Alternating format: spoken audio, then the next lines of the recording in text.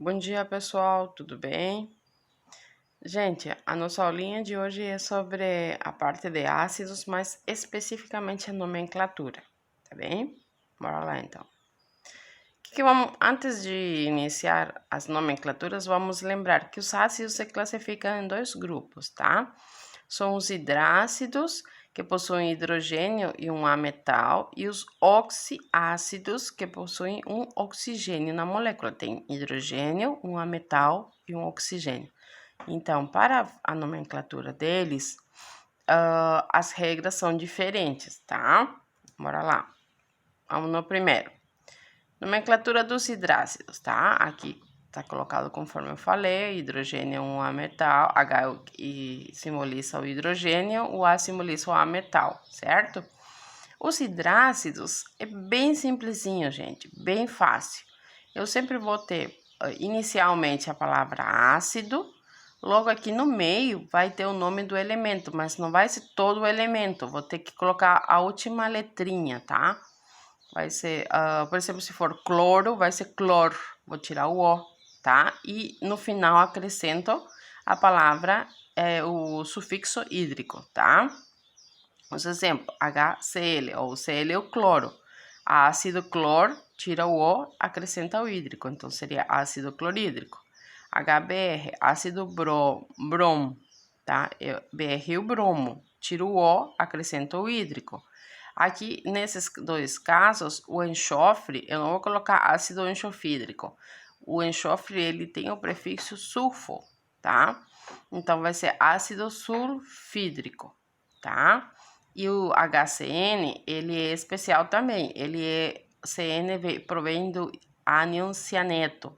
Então, por isso, ele é ácido cianídrico, tá? E depois tem outro, se for HF, por exemplo, seria ácido fluorídrico, tá? E assim por diante, certo? Continuar. Quando for um oxiácido, pessoal, os oxiácidos, eles têm hidrogênio, tem um A metal e tem um oxigênio, tá? Aí, gente, tem várias maneiras de nomear. A mais simples, mais fácil de nomear, é utilizando os ácidos padrão. Como assim os ácidos padrão? Então, eu tenho a família 17, família 16, família 15, família 14. Lembrem que aqui eu tenho ametais, tá? Então, na família 17, que é um pouquinho antes da última família, né? Os halogênios.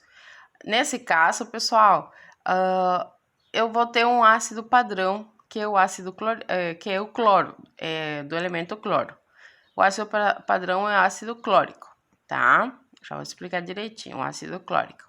Na família 16, eu tenho o enxofre e o selênio, tá?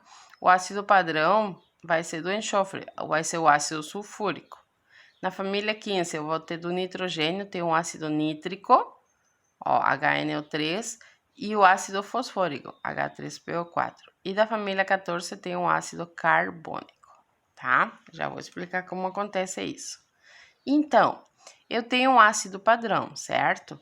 Ó, o ácido tem o nome do elemento e terminação ico, ok? Se eu tenho, ó, e terminação ico, o que vai acontecer? Se eu tiver um composto que tiver um oxigênio a mais do meu ácido padrão, eu vou ter que colocar o prefixo per e o ico vai permanecer, tá? Se eu tiver um ácido que tiver menos um oxigênio do ácido padrão, a terminação o ico vou trocar por osso, ok? E se eu tiver um composto que tiver menos 2 oxigênios do ácido padrão, vou ter que colocar o prefixo hipo, e claro, ele vai continuar com o osso, tá? Aí vocês vão dizer, como acontece? Bora lá. No caso da família 17, o cloro, bromo e iodo. Isso acontece, ó, para esses três elementos. O flúor não vai entrar, tá? O flúor, ele aparece só nos hidrácidos, tá? Nos ácido com a metal só, tá? Então, esse cara aqui que tá marcado é meu ácido padrão, certo? HClO3, tá? O que acontece? Se vocês olham um elemento de cima, tem HClO4, tá? O que ocorreu? ele tem um oxigênio a mais. Se ele tem um oxigênio a mais, eu vou ter que colocar o prefixo per e vai terminar com ico. Então, HClO3 é chamado de ácido clórico. HClO4 é chamado de ácido perclórico, ok? Se acontece no caso de baixo, ó, HClO2, tá? Eu sei que meu ácido padrão é o HClO3, esse é o padrão, tá? Aí eu vou lembrar disso, tenho que lembrar são os nomes dos ácidos padrão. O que acontece? Ele tem um oxigênio a menos. Se ele tem um oxigênio a menos do ácido padrão, você sempre visualiza um oxigênio. Tem um oxigênio a menos do padrão, então vou ter que trocar o ico pelo osso. Então o nome desse cara aqui vai ser ácido cloroso, ok?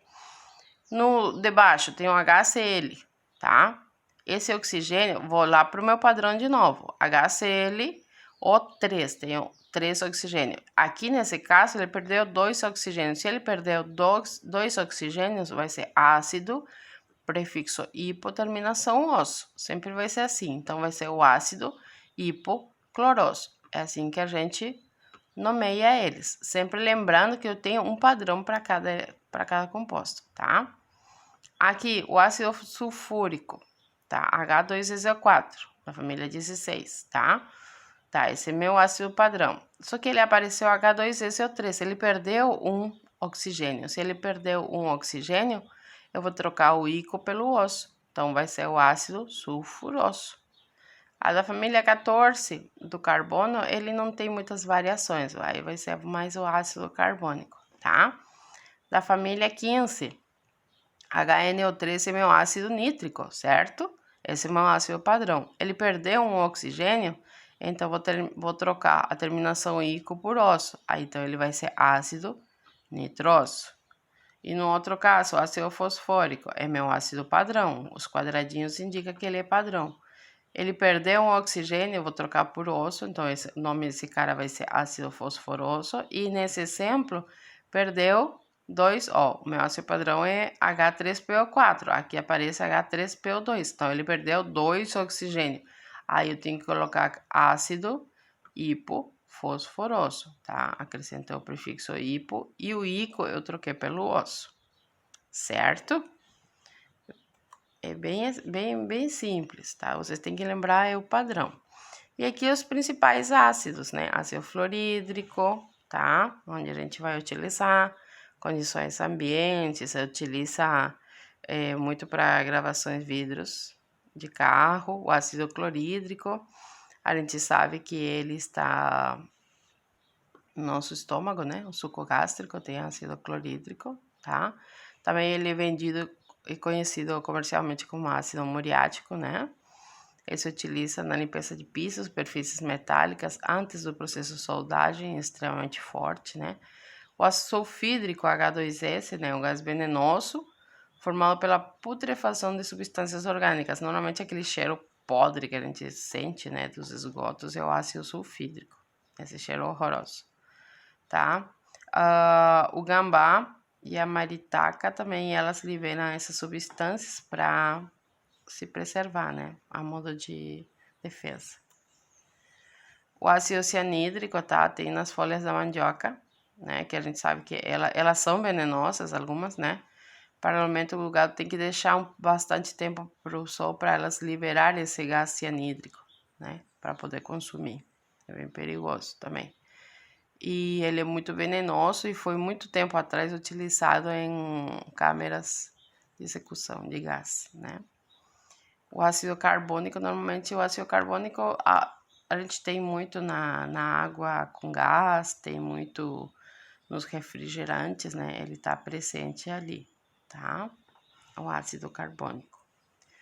As principais propriedades dos ácidos, eles reagem com os metais, então faz com que